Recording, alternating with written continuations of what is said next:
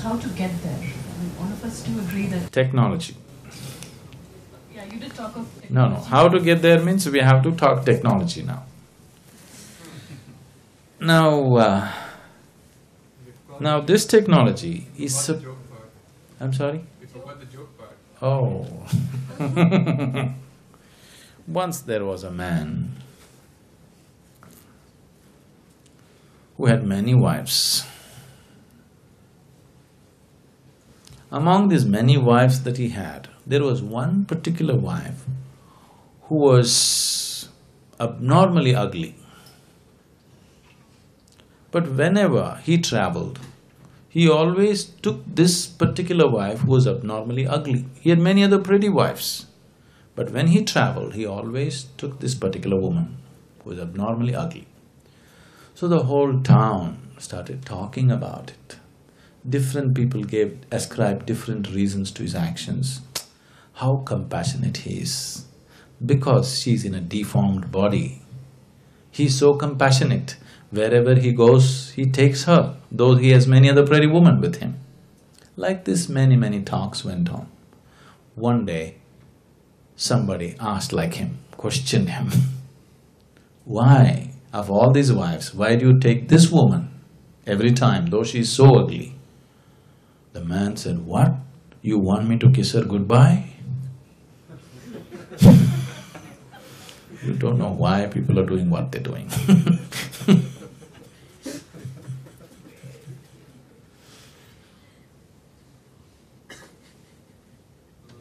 So, technology.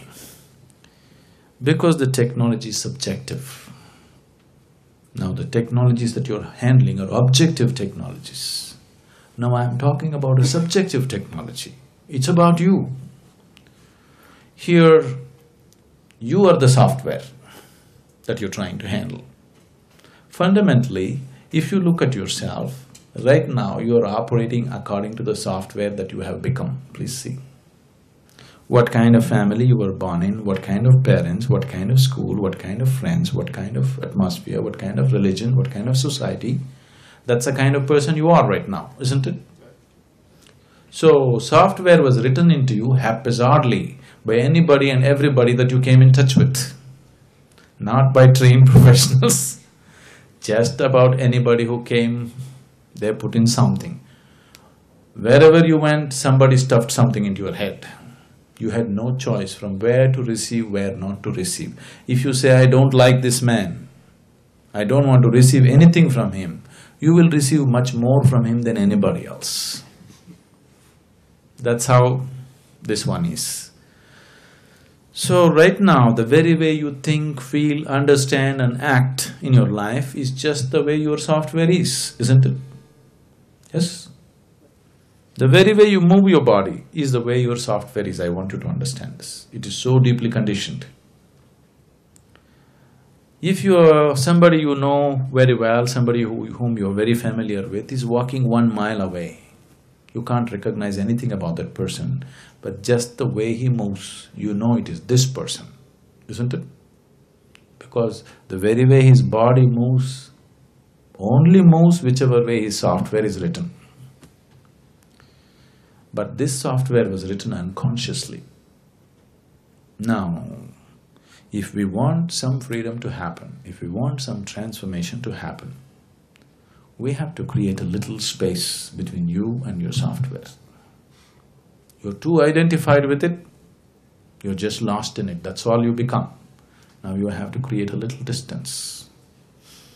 You've heard of a word called Buddha? If I say Buddha, probably you always think of Gautama the Buddha. Gautama is not the only Buddha. That's not his name. He became a Buddha. There have been thousands of Buddhas, and there still are. What Buddha means is, Bu means buddhi, or the intellect. Dha means dada, one who is above. One who is above his intellect is a Buddha. Once you're above the intellectual process, suffering is finished in your life, because all suffering is manufactured there in your logical mind. When you're into your intellect, when you're stuck in your intellect, you are a non-stop suffering human being. Wherever you put, you have a way of creating some kind of suffering. Your fears, your anxieties, your tensions, your stress. Just see, people are capable of suffering just about anything. Yes, isn't it so?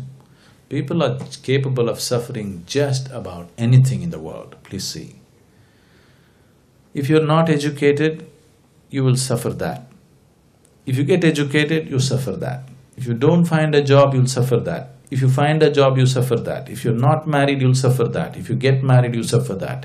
If you don't have children, you suffer that. If you have children, you suffer that, isn't it? People are capable of suffering just about anything. This is the nature of the intellect. Once you are into the intellect, this is how life is.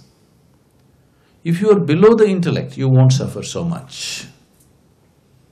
Animals don't suffer as much as you suffer. Physical things, if they're taken care of, they're quite okay. They don't have the kind of suffering that human beings know, isn't it? So if you're below the intellect, you don't suffer so much. Like you asked that question.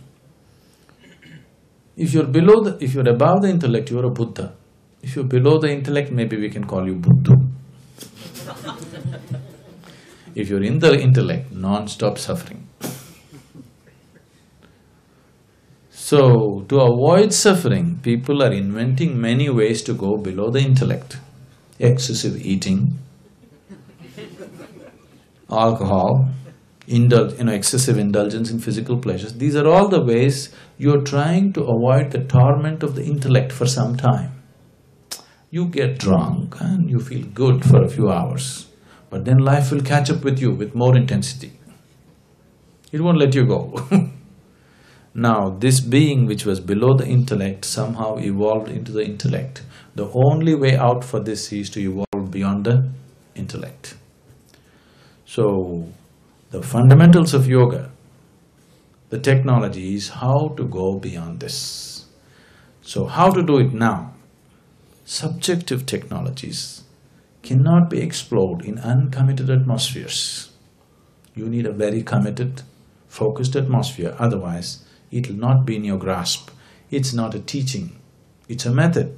To implement a method, you need to be in a certain way, in a certain level of commitment, in a certain level of receptivity, otherwise it doesn't work. Because, see now if you go into your chemistry laboratory, you take this chemical, if you put it into it, something happens. But if you're not willing to put it into it, if you sit here and think, what will this do, what will that do, you will come to all kinds of wrong conclusions. Till you put it there, you won't know. Maybe it'll explode in your face, but till you put it there, you will not know what it is about. But now, you are the chemical, you are the chemist, and you are the experimental process. Everything is you. Now you need a different kind of laboratory, otherwise it doesn't work. If it was objective, we could have just written a book and given it to you. But because it's subjective, you have to be taken step by step, because it's a completely different dimension of perception and experience altogether.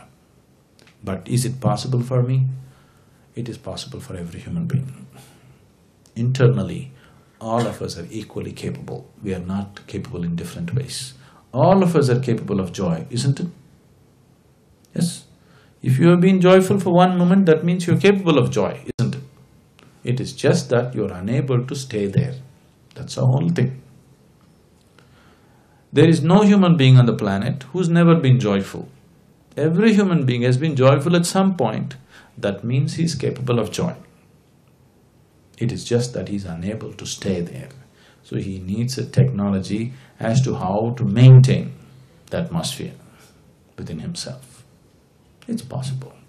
I had a question, somebody raised their hand, yes. Okay.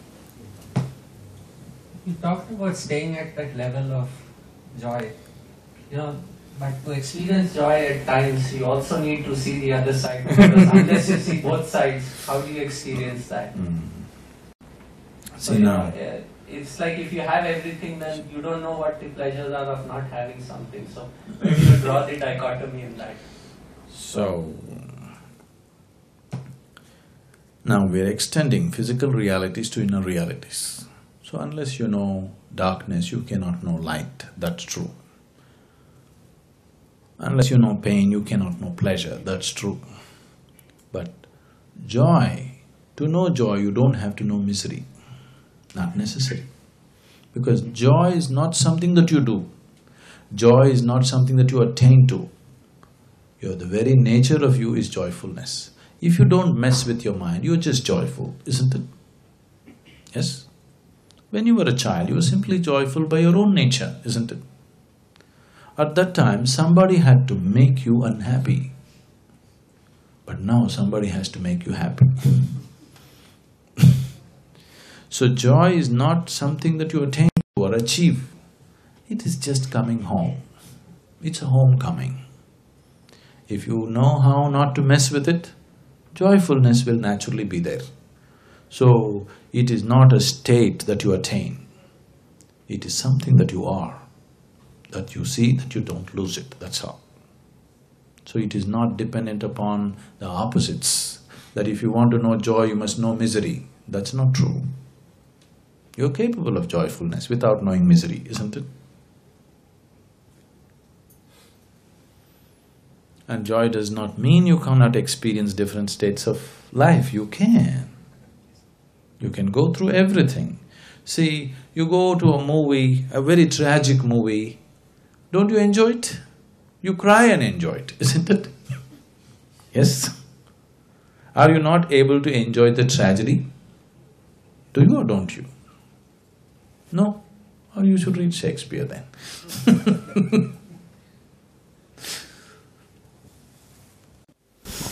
Why this, all of us are all the time, involved with this notion of liberation. What are we waiting to be liberated from? What is it that we are waiting to be liberated from? There is something in you which wants to become unbounded. If something is longing to become unbounded, any limitation is a bondage, isn't it? Yes? Whether you're conscious of it or not conscious of it, the impact of the bondage is always there on you. Some people may look at it consciously, why am I bound like this? Others may not look at it, they just get angry with everybody around them. You see this happening? See, when some people feel restricted, they will start thinking, why am I being restricted like this? Some people don't know all that. When they feel restricted, they burst into anger. So different ways of expression, but fundamentally, this longing to become unbounded is liberation. What is not allowing you to become unbounded is bondage. So now talking about unboundedness, talking about liberation is no use, because you don't know what it is. You cannot have a clue as to what unboundedness is, isn't it? You only know your limitations. Now you want to go to the sky, you want to reach the sky. Don't worry about the sky, just understand what is it that is holding you down to the earth. The ropes that are tying you down to the earth, if you learn to cut them, going up will happen, isn't it? If you go on imagining the unbounded, you will hallucinate, but you will never get there. How did we get bonded in the first place? One day, Shankaran Pillai was walking, just taking a walk. And then he saw across the fence, there was a melon farm, watermelon farm. His mouth watered. Then he climbed over the fence, took out a sack, plucked melons, started putting them into the bag. He was just about to hoist the bag on his shoulders. Then the owner of the farm came and stood there and said, "May I know what you're doing out here?" Shankaran Pillai said, "I was just walking on the street and there was a huge wind and I just landed in this farm. Can you believe it?" "Oh, the big wind brought you into the farm? Who plucked the melons then?" "I told you, it's the wind." "Oh, the wind plucked the melons also. But who put them in the bag? Shankaran Pillai said, that even I am wondering. Right now, that's what you're wondering. Who put you into this bag, isn't it? Let's look deeper. Now, anything, as I've been repeatedly saying, anything that's not in your current experience, if you speak, only two choices you have, believing and disbelieving. Both will not liberate you, you know that, yes? Now, if you want to know who put you into this bag, first of all, you begin to understand experientially, not intellectually, experientially understand what is the relationship between you and this bag, how you are held in this bag, what is it that is holding you in this bag, what makes you stay in this bag. If you experientially understand this, then you will know how you got into this. See, about 2 months back, I admitted my father in a very serious condition in the hospital. And after they tried their level best, they leave up the matter. And my father survived after the treatment for 36 hours. We were standing around him at his last breath. We saw him. I saw his death, the last breath. At that moment, I raised one question with my doctors. What is the driving force within our body? Because I saw his last breath. It came from here, the last one. What was the driving force in him? Why the doctors gave up? At that time, all the doctors were God to us. Doctor, please save my father. We cried.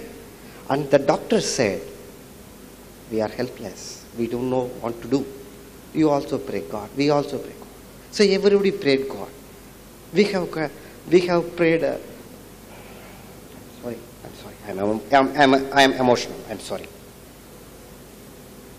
But he couldn't be saved. At that time I got the question, where is our life? Where it is? Where is the driving force in our body? Why the doctors couldn't trace it out? I need this question. I need answers to this question. Sorry for asking this question. Okay. Maybe silly. I'm sorry. What you call as my body is just a piece of earth that you picked up and now prancing around like this. Yes? It's just a piece of earth, isn't it? It's on loan to you. When the time to return the loan comes, why are you making such a fuss? After all, you're an auditor. You know money borrowed has to be returned, otherwise somebody will keep accounts. Planet Earth keeps proper account. You can't take an atom of it. You can borrow it, you can use it, you can enjoy it, you have to give it back to it. This is the way of life. Now, because you get so attached to a piece of earth, which you call as my father or myself or your wife or her child or whatever, you don't want to give it up. I want you to understand, your love is not for life. Your love is what you consider as myself and all that you consider as that which belongs to me. Every day, people are dying in the world, isn't it? Every minute, 200 people are dying. Why didn't you ever think, why are they dying? Why didn't you ever think, where is the source of life? Now your father is dying. If you did not know who is your father, even if that man died, you wouldn't matter, it wouldn't matter to you. But now, it's my father, that is the whole thing. Your concern is not that another human being is dying. Your concern is not about another life. Your concern is just me, isn't it? So when your concern is like this, distorted concern, now you have a distorted vision of life. When you have distorted visions of life, then suffering is inevitable. Now, your father is gone. Yes, we would like to do everything to have our loved ones around us as long as possible, but they will go invariably, isn't it? I should tell you a story. Once, what's your name, Ravi? Ravi? Somebody like Ravi built a new house because it's there in this tradition that if they have a sage or a saint in the… they bring them to their house so that their house is blessed. And they called a yogi to their house. The yogi came, they welcomed him like a king, treated him like a king, fed him well. Then they came and said, "You must bless us and our house." The yogi said, let your father die first, then you, and then your children." The man got really angry. "You idiot, we bring you home, we treat you like a king, we feed you, we give you gifts. And when I ask you to bless me, you're telling me my father should die first, then I should die, then my children should die?" And he is also afraid, because the yogi has said so, it may happen so. The yogi said, "What is wrong with what I said? Is it not good if your father dies first, then you, then your children? If you die before your father, is it good? Or if your children die before you, is it good? If your father should die first, then you should die, then your children should die. This is the natural order of life. Is that not how life should happen to you? Yes? So, your father should die, then you should die, then your children should die. This is the way of life. Because you are completely out of tune with life. You think your father should not die. Okay, instead of your father, if you die, things will be better? Or if your children die, will it be better? No, isn't it? This is the way it should happen. Yes, we do our best to keep our loved ones as far as possible, but when they have to go, you send them gracefully. And when you have to go, you also go gracefully. This doesn't belong to you. You just borrowed it, no interest. But every atom of it, you have to pay it back. That's the way it is. So your father paid back the loan, what's your problem? His accounts are clear, balance sheet is empty.